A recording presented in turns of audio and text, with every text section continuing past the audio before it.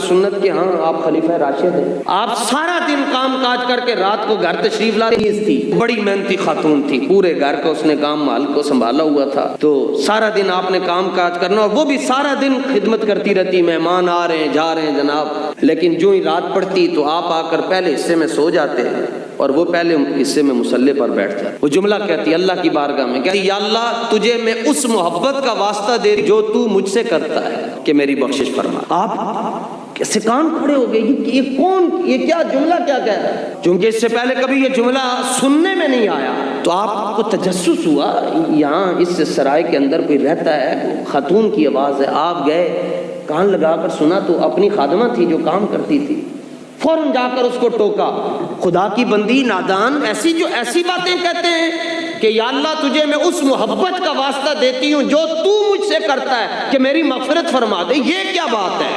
لیکن وہ بڑی دلیری سے اس نے جواب دیا، کہنے لگی قرآن کی وہ آیت آپ کی نگاہ سے نہیں گزری کہ جس میں رب یہ فرماتا ہے یحبہم ویحبونہ، پہلے میں اپنے بندے سے پیار کرتا ہوں پھر بندہ مجھ سے پیار کرتا ہے۔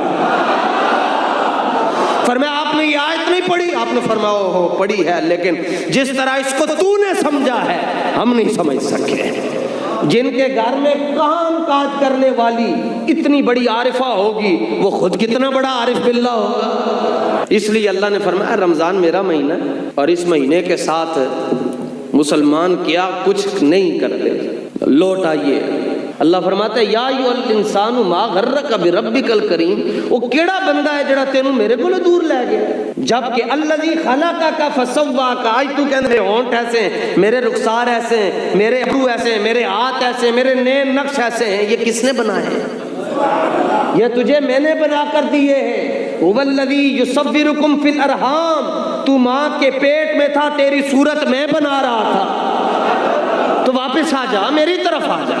فرمایا جو میری طرف ایک بالشت بڑھ کر آتا ہے، فرمایا میری رحمت 10 بالشت بڑھ کر اس کا استقبال کرتی ہے۔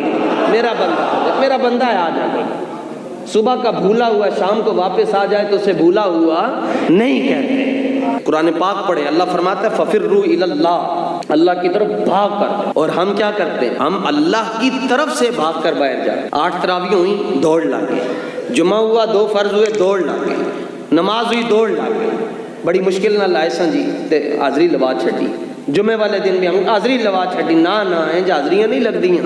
رسول پاک صلی اللہ علیہ وآلہ وسلم نے فرمایا کہ مسجد کے دروازے پر 2 فرشتے کھڑے رہتے ہیں، جو آ رہے ہوتے ہیں ان کے نام لکھ رہے ہوتے ہیں، فلاں بن فلاں فلاں فلاں فلاں بھی آ گیا، اور ان کے ہاتھ میں رجسٹر ہوتا ہے۔ فرمایا جب خطیب خطبہ دینے کے لیے ممبر پر بیٹھ جاتا ہے رجسٹر بند کر دیتے ہیں، اس کے بعد چاہے 5000 بندہ ہے 10,000 بندہ ہے، کسی کی حاضری نہیں لگے گی، حاضری اس کی لگے گی جو خطیب سے پہلے آئے۔ کس چیز نے ہمیں اللہ سے دور کر دیا؟ واپس اللہ کی طرف آئیں۔ اللہ کے حبیب امام الانبیاء صلی اللہ تعالی علیہ وآلہ وسلم نے ارشاد فرمایا جب تک سورج مغرب میں غروب ہو رہا ہے توبہ کا دروازہ کھلا ہے، لیکن فرمایا کہ جب پھر موت سامنے آ جاتی ہے اس وقت وہ دروازہ بند کر دیا جاتا ہے۔